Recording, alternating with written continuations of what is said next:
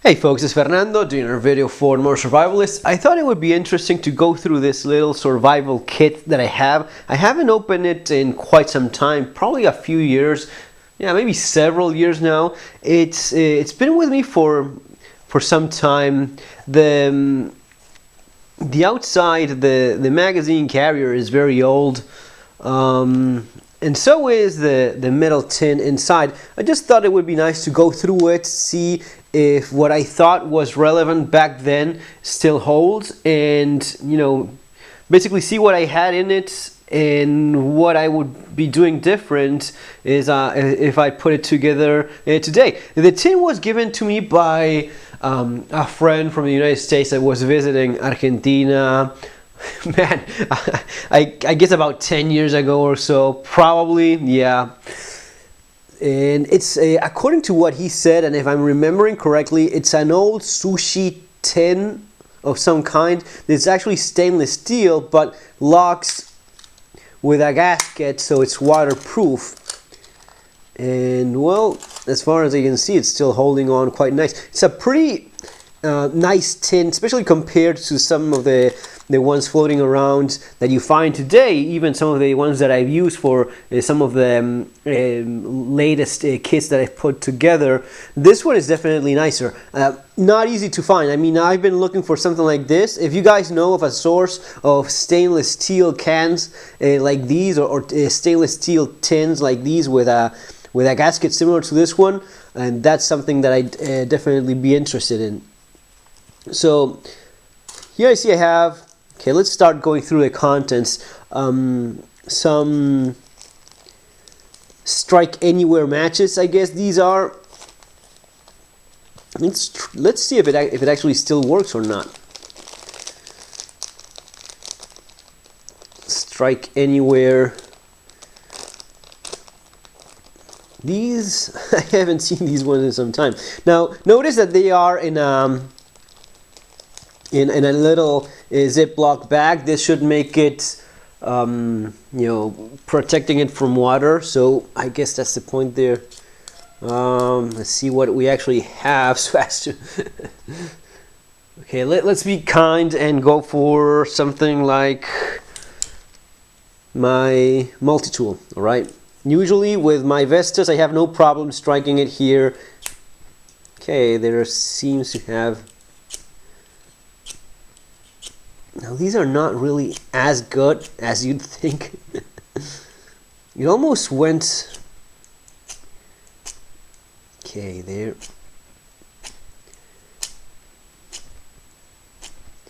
You see why you have to test these things every once in a while? See the problems I'm having? I wouldn't want to have this. Yep. So maybe the most important part of the kit clearly has already failed. You see? It's just falling apart. It almost caught a couple of times, but never actually worked. So the most important part of the survival kit, which is actually having matches that work, clearly is no longer useful. It's no longer an option. Now, my favorite matches, and these I've recommended several times before in the past, are the Swan Vesta matches. These are Strike Anywhere matches that have the entire head of the match. Yeah, I should be changing modes there so you can see better. The entire head of the match, even though smaller, and the entire match is smaller, but the entire head is of that material, is of that Strike Anywhere material. Well, these are only the white part of the match. Let's give it another try. See if it's just one match. I mean, let's suppose I actually am freezing to death. I need to start a fire. And this is all I have because I forgot to update or upgrade or whatever my.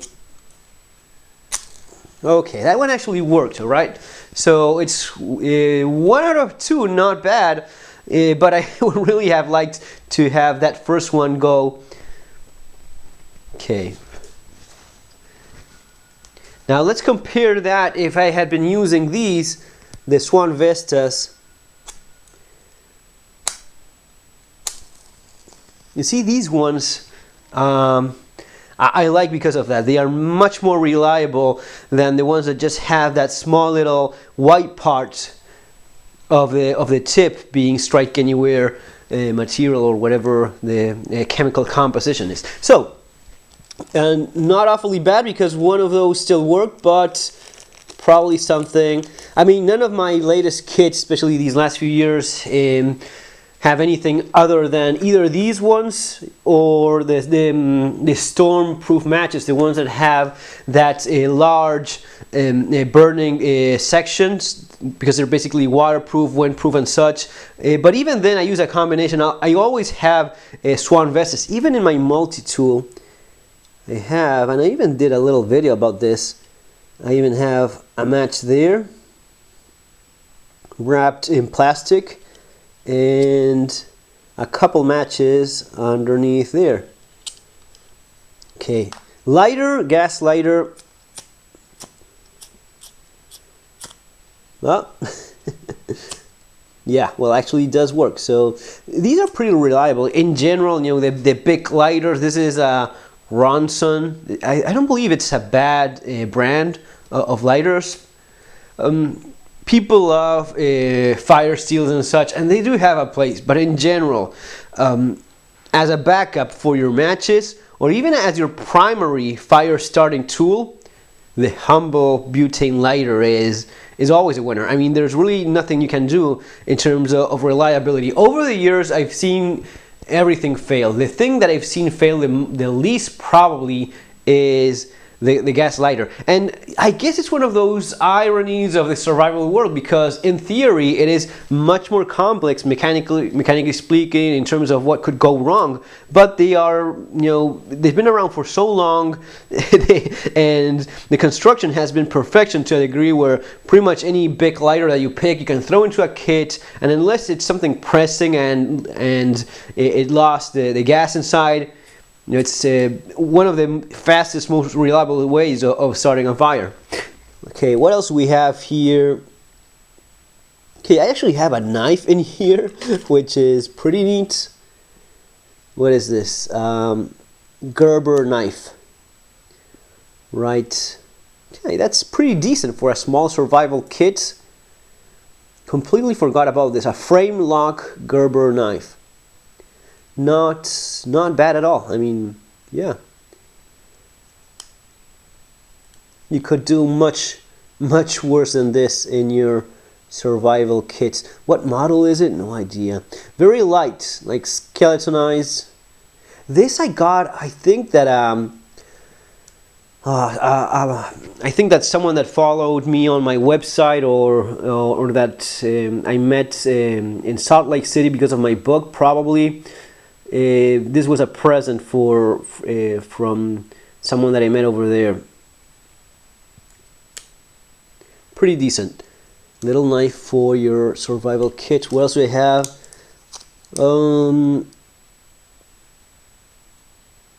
Ibuprofen. This is probably 600, and this does not have, which in most of my latest kits I do remember to write again the expiration date. Here it's lacking. If I had no other choice, probably I would still take it, but yeah, just little things, you know, already a few things, you know, checking your matches, having backup for your fire starting options, matches, a lighter, you know, already things that are worth mentioning and remember for when you put your kit together again. Write the expiration dates on whatever. And this is a must-have for pretty much any well put together survival kits. Ibuprofen for pain, for you know, that kind of thing. You should have it. I mean, it's one of those most used items in any kit. This is okay. Sugar. Sometimes it's completely crystallized or melted or whatnot. So tea. In theory, here you could use your stainless steel tin to prepare a tea, and a couple little pockets of sugar. No, not the worst option, especially because sugar will not go bad. Tea will hold up quite well as well. And again, as you notice, everything in a small Ziploc bag of its own.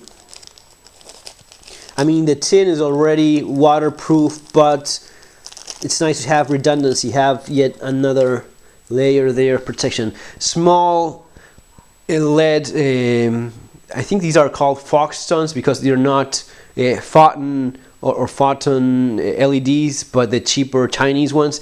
I have, I don't know how many of these floating around. I buy them by the dozen or 10 at a time, and rarely have I found one that worked when I first tried it and later had problems. If they work out of the box or out of the little bag or envelope that you bought them in, usually, in my experience over the years, these last quite well. And because there's really nothing to them. I mean, it's basically the plastic body and the two contacts of the LED and the battery. That's basically it, encased in plastic. And you know, it's a source of light. And back in the day, this was, you know, state-of-the-art technology. Still is a fantastic way of having a little flashlight with you. And what else we have here? Okay, alcohol pads. These usually dry up, again, in my experience. Let's try one. Let's see if this one still hasn't evaporated. Alright, still a little bit moist in there. So yeah, maybe for a very small little wound, but yeah, alcohol still in it, definitely. And you could use it to, you know, also for starting your fire.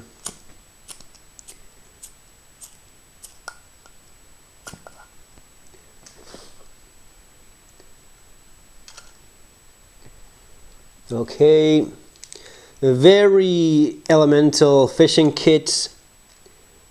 The thread still seems to be in good condition. Now, I don't know if this is what kind of thread this is. I use some of the better ones, stronger threads, some of the stronger fishing lines. I don't remember the name of them. Threaded comes to mind, but I leave a notation here with the exact name of the best type of fishing line you could have in your kit, which is not the classic transparent plastic one, but another one. I'll leave the annotation there when I finish the video. And a couple sinkers and hooks, small ones, which is good for a kit. Another Ziploc bag. This probably intended for carrying water. Yeah, back in the day, this was I guess made sense. Today, I'm using some of those breast milk Ziploc bags, which are much more durable and specifically intended for holding liquid. Those I bought a box of some time ago, and I have in most of the kits that I have. It's a much better a way of having a collapsible or Ziploc bottle bag that holds liquids, and especially one that is intended for doing so. I guess better than nothing, but I know there's better options there. Another one, moist towelette for cleaning your hands. And these, if I remember correctly, these would be attachments for one of these saws, which, yes, indeed, I already see underneath there. Alright, the wire saw, which, you know, these things rarely work very well, but, you know, as a last resort, maybe for cutting a couple things, yeah, it's gonna be taking some time. I still think it makes sense. Now, I much rather have an actual big fixed blade, or you know, maybe a 5-6 inch fixed blade knife. But these were quite popular in survival kits back in the day. I suppose they still have a place. Some are better than others. My suggestion is trying them out because some of them fall apart quite easily. I think this one was okay. I have several in different kits. I don't remember specifically this one, but if I left it there, it means that it was at least decent. Again, none of these, in my experience, does a great job as an actual saw, but at least you have something. All right, a small, very small compass that, let's see if it actually works. These things also have to be tried, tested, because as you see, sometimes they fail as well. And this one does not seem to be working.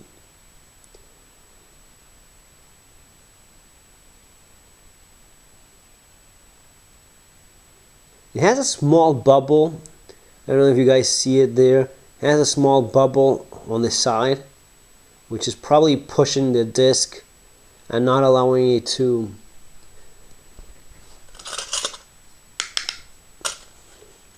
okay. You see that by tapping it like I did, you bring the bubble above the disc, and maybe with a little bit of luck it releases it and actually shows north again. You see? Alright, so it somewhat works.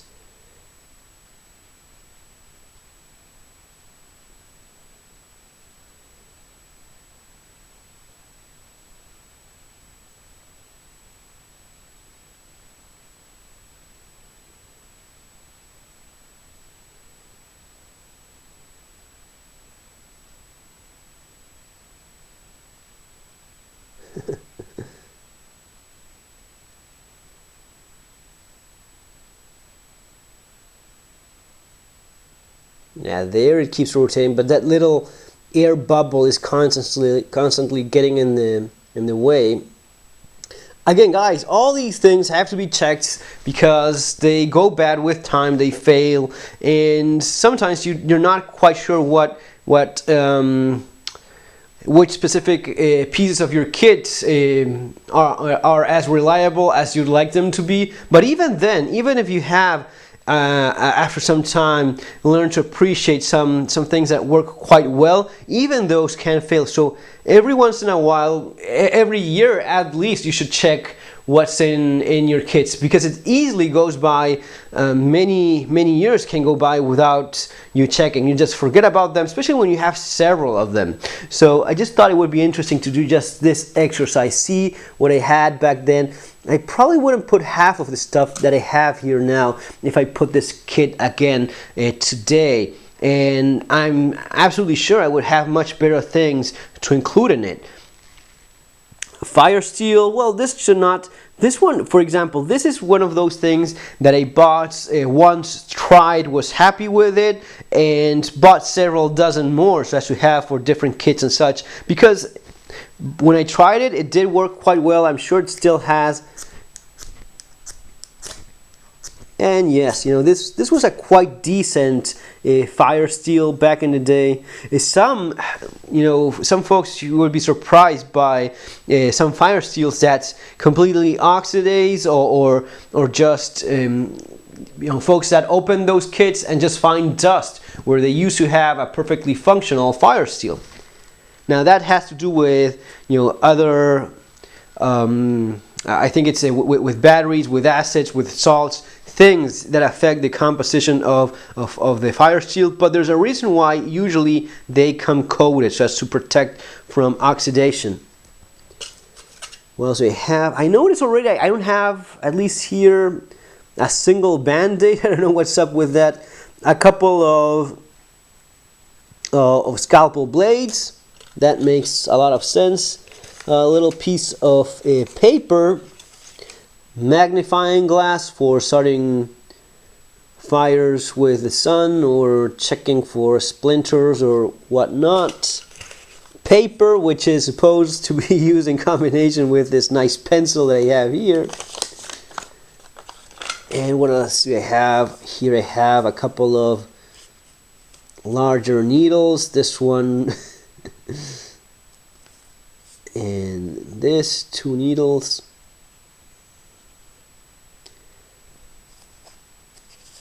And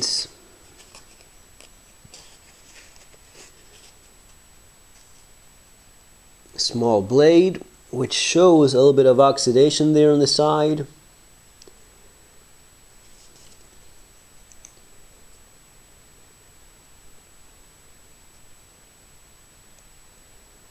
See if I can open this without cutting myself. Yeah, still pretty much sharp.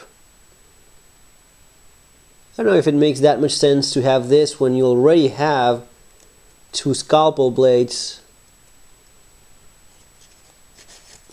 Another larger needle, this one with quite a bit of oxidation, very large. And a signaling mirror, which this one is actually very good. This is a good signaling mirror. A little bit heavy. It's not like some of the lighter models, but yeah. So that's basically what I have in this kit, guys. As you see, several things that could have been done better, but I think it's a nice exercise to go through it, see what you have in it, what you would probably upgrade in a different way, and what failed, as we saw, or what wasn't working as well as we'd wish. And that gives us more ideas so as to put together even better stuff. Guys, it's gonna be all for now. Remember to subscribe. Take care. As always, have a great day. See you on our next video.